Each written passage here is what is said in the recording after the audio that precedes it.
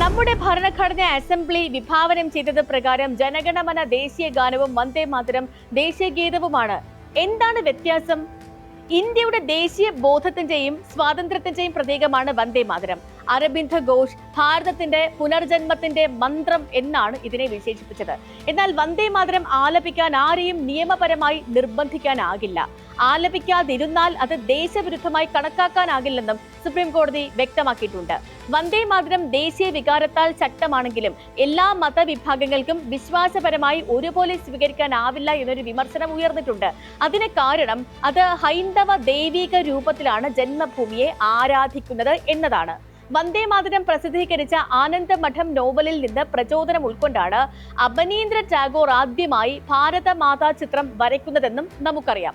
അപ്പോൾ ഈ ചിത്രത്തെ പലവട്ടം പരിഷ്കരിച്ച് തീർത്തും ഹൈന്ദവ ദേവതാ സങ്കല്പത്തിലേക്ക് മാറ്റി വരച്ചുണ്ടാക്കിയ പതിപ്പാണ് ഇപ്പോ സംഘപരിവാർ സംഘടനകൾ അവരുടെ സങ്കല്പത്തിലെ ഭാരതമാതാവായി ഉപയോഗിക്കുന്ന ചിത്രമെന്നും ഈ കൂട്ടത്തിൽ ഒന്ന് ഓർമ്മിപ്പിക്കട്ടെ. ഇന്ത്യയുടെ സാംസ്കാരിക വൈവിധ്യത്തെ ഉൾക്കൊള്ളുന്ന രാഷ്ട്രീയമോ മതപരമോ ആയ സൂചനകൾ ഇല്ലാത്ത ഗാനം എന്ന നിലയിലാണ് ജനഗണമനയെ ദേശീയ ഗാനമാക്കിയത്.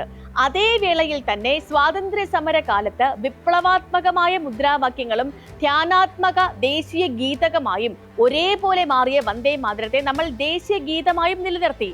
ദേശീയ ഗാനത്തിന് തത്തുല്യമായ പ്രോട്ടോകോൾ പരിധിയിൽ ഇപ്പറഞ്ഞ കാരണങ്ങൾ കൊണ്ട് വന്ദേ മാതരം വന്നില്ല എന്ന് മാത്രം. ഒരു ബഹുസ്വര സമൂഹം ചെയ്യേണ്ട പക്വത നിറഞ്ഞ തീരുമാനമായിരുന്നു.